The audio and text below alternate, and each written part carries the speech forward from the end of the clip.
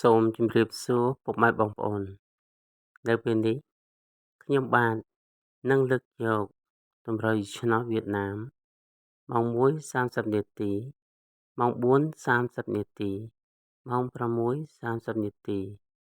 ថ្ងៃទី 11 ខែឧសភា ឆ្នាំ 2025 ដើម្បីមកចែកជូនពុកម៉ែបងប្អូន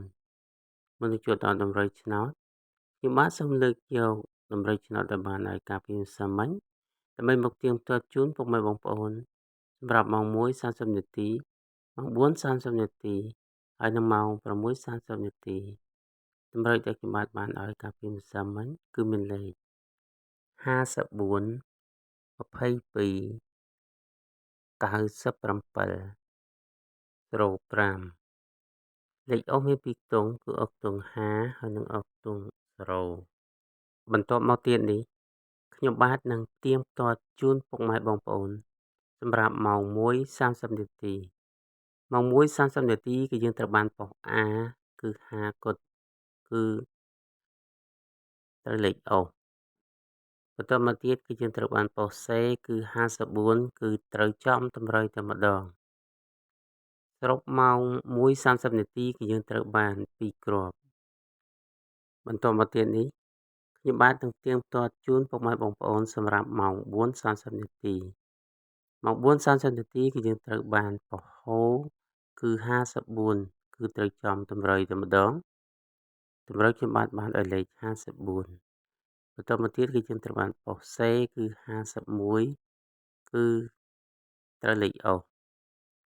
សរុបម៉ោង 4:30 នាទីគឺយើងត្រូវបាន2គ្រាប់បន្ទាប់មកទៀតនេះខ្ញុំបាននឹងទៀងទាត់ជូនពុកម៉ែបងប្អូនសម្រាប់ម៉ោង 6:30 នាទីម៉ោង 6:30 នាទីគឺយើងត្រូវបានប៉ុស A គឺ24គឺត្រូវចូលខ្ទង់បន្ទាប់មកទៀតគឺយើងត្រូវបានប៉ុស C គឺ22គឺត្រូវចំតម្រូវតែម្ដងតម្រូវខ្ញុំបានឲ្យលេខ22សរុបម៉ោង 6:30 នាទីគឺយើងត្រូវបាន2គ្រាប់បន្ទាប់មកទៀតនេះខ្ញុំបាទនឹងលើកយកតម្រូវសម្រាប់ថ្ងៃទី11ខែឧសភាឆ្នាំ 2025ដើម្បីមកចែកជូនពុកម៉ែបងប្អូនដើម្បីចាក់ផ្សងសំណាង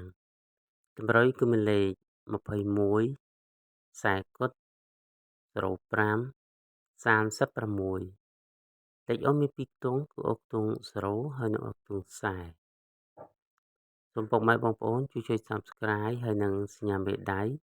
ចុចសញ្ញាកណ្ដឹងដើម្បីទទួលបានវីដេអូថ្មីៗដែលខ្ញុំបាទបានចេញជារៀងរាល់ថ្ងៃសូមជូនពរសូមឲ្យពុកម៉ែបងប្អូនមានសំណាងល្អគ្រប់ក្រុមគ្រួសារបើសិនជាពុកម៉ែបងប្អូនមានចម្ងល់អ្វីមួយចង់សាកសួរឬក៏ផ្ដល់យោបល់សូម comment នៅខាងក្រោមសូមអភ័យទោសចំពោះការខុសឆ្គងដោយអចេតនាណាមួយសូមអរគុណសូមជម្រាបលាជួបគ្នានៅវីដេអូក្រោយៗទៀត